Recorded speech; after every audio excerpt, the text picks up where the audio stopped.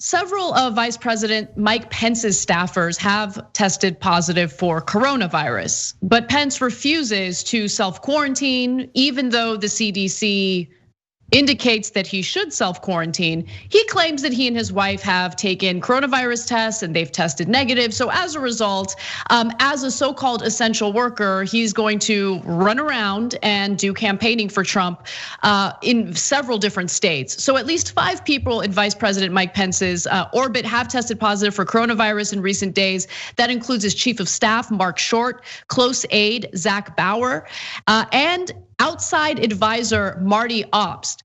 Short has been a key aide involved in the US coronavirus response. He has been reported to have advocated for an economy first approach to the pandemic. He has also been one of the driving forces in the Trump administration to basically discourage listening to Dr. Anthony Fauci or any of the advice he has in regard to the pandemic. Now, Donald Trump's chief of staff, Mark Meadows, recently had an interview with Jake Tapper where he indicated that they believe that Mike Pence truly is an essential worker. Let's watch. Short is now positive for the virus. That's correct. So CDC guidelines say that Vice President Pence should quarantine for 14 days. Now I understand the White House is trying to get around that by saying the vice president is an essential worker. But Mark, how is going all over the country, how is that campaigning? How is that essential work? It's not like he's helping to contain the virus. In fact, the opposite, he's holding rallies that could be spreading the virus. Well, actually, he's not just campaigning, he's working. He was at a campaign rally in Tallahassee. He was just in a campaign rally in Tallahassee. I'm not saying he's not campaigning, I'm saying that that is only part of what he's doing. And as we look at that, essential personnel, whether it's the Vice President of the United States or anyone else, but he's not has to continue on. CDC guidelines. Well, no, Jake, CDC guidelines does say essential personnel. Yes, it says wear a mask. If they wear a mask. And I spoke to the Vice President last night at midnight.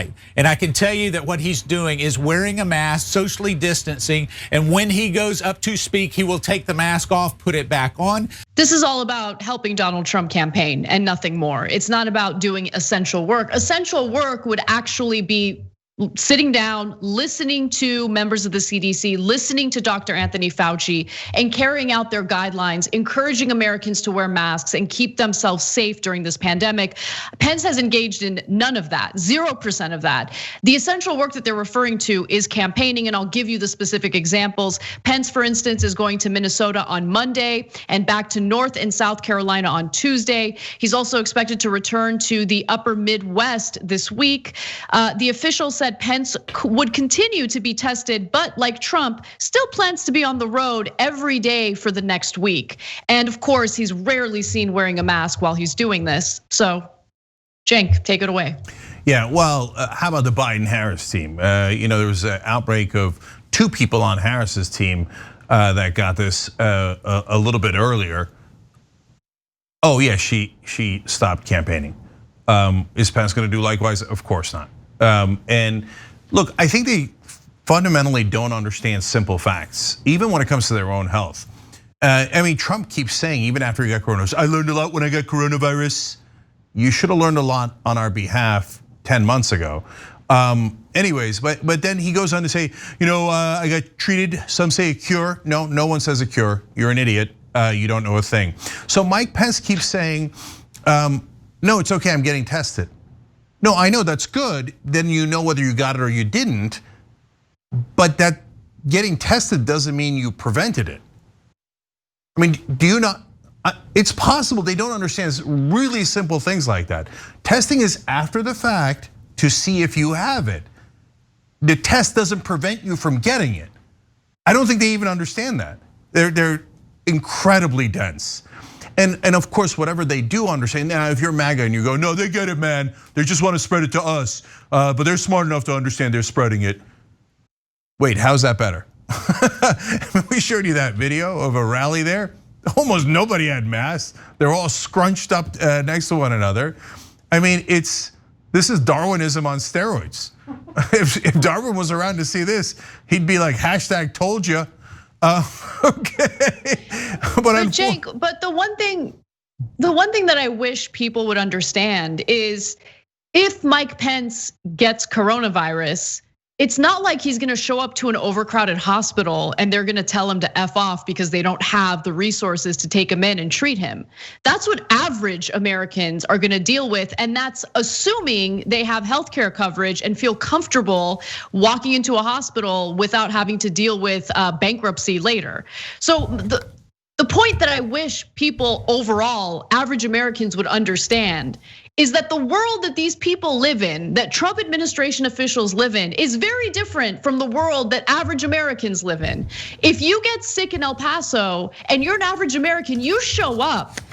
It's very likely right now, considering how overwhelmed their hospitals are at the moment, that you'll get turned away, that there's no way that you're gonna get the treatment you need. And that's, again, assuming that you have healthcare coverage. Let's say you don't have healthcare coverage and you're lucky enough to get taken in by a hospital that isn't overwhelmed, you're very likely gonna deal with bankruptcy later on. I mean, we live in a different world than members of Trump's administration. They're so brazen about their disregard for human lives. It's unbelievable to me, it absolutely is.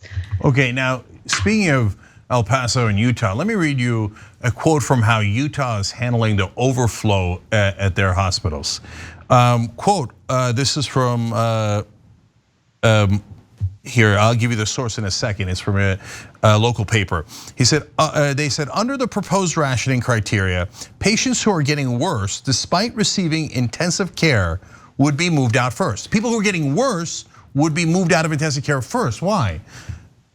Because they're already going to die. Hold on, let me keep reading. And back to the quote. If two patients' conditions are equal, the young get priority over the old, since older patients are more likely to die. That's a literal quote. That's from the Salt Lake Tribune. Guys, do you know what that is? That's a death panel. Literally. And I don't blame the hospitals, and I don't blame them for asking for guidance from the Utah state government or the federal government. I'm overflowing. I do not have enough beds. I do not have enough doctors and nurses. I've got to prioritize. Tell me who I should let die and who I should try to save. So that is a fair question under the circumstances. But the government has gotten so bad, so incompetent, so inept, and now Marc Meadows declaring, no, we're not gonna try to contain the disease, that they've got to give them guidance on who to put on a death panel. So that, I mean, after they made up a thing called death panels about Obamacare and pretended they cared so deeply about it, now we have actual death panels in the country under Trump. They're like, who cares, man? Just let him die, from the pro-life party. The herd immunity idea, don't wear masks, we'll all get it and eventually it'll go away, means yes, when we all get it, a certain percentage will die. We've already had a couple 100,000 die, that means a lot more people will die. And it's a death panel, so what? We'll ration the care. Now, on top of all this, you still have Republicans, some corporate Democrats, and almost all of the media asking Kamala Harris and Joe Biden, are you guys socialists? Are you in favor of socialized medicine? Wait, are you in favor of privatized medicine? Privatized medicine is, along with the inept Trump administration, is what's killing these people in the first place. So if you don't understand, guys, this is so important. Not only do I want you to know this, but I want you to go tell your family members and friends this, because it's true and you could look it up for yourself. The rest of the world, as they're dealing with coronavirus, they don't have to worry about paying for tests, treatment, or any of that. They just show up and they get treatment because they have socialized medicine. Everybody gets treatment. Here in America, well, do you have the money? You don't have the money? Go die. You have another issue? Well, we're not containing it anymore. Go die. Oh, I didn't make a profit off of you staying alive. Go die.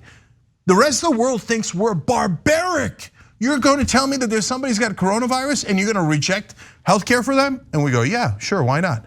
The rest of the world goes, you guys are nuts. You let your own citizens die that way? They're like, but we go, yeah, but we protect them by spending all of our money on the defense industry. What are you talking about? Who's invading America? So you wasted all of your money on tanks and missiles and all these things that you never even use. And when people are actually dying by the hundreds of thousands inside your country, you just let them die. Yep. So this system we have here is absolutely immoral and barbaric. Yes, we need to have universal health care like the rest of the civilized world, and that is not where we are. So which then, when we're talking about non-civilized world, leads me to Fox News. So Fox News has a contagion, coronavirus spreading throughout the building. Say it with me.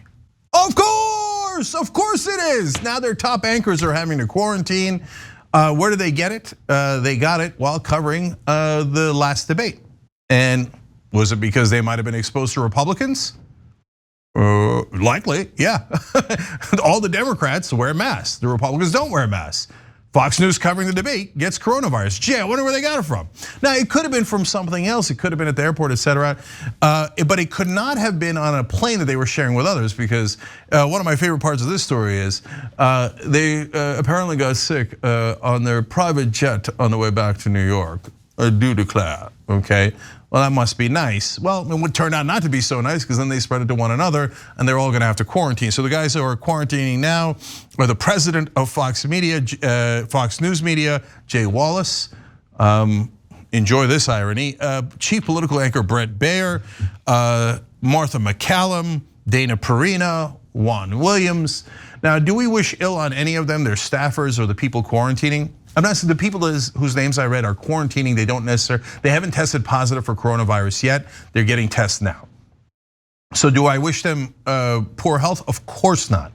And especially because there are people like Juan Williams in there who've been fighting the good fight, trying to tell the Fox News audience, you guys are nuts. And he got exposed as well. The staffers, God knows what their political affiliations are.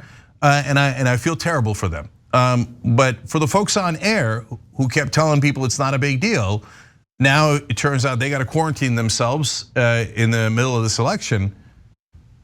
It's hard to feel a tremendous amount of sympathy for them. I'll quote the president who they love so much. It is what it is. Thanks for watching The Young Turks. Really appreciate it. Another way to show support is through YouTube memberships. You'll get to interact with us more. There's live chat emojis, badges. You've got emojis of me, Anna, John, JR. So those are super fun. But you also get playback of our exclusive member-only shows and specials right after they air. So all of that, all you gotta do is click that join button right underneath the video. Thank you.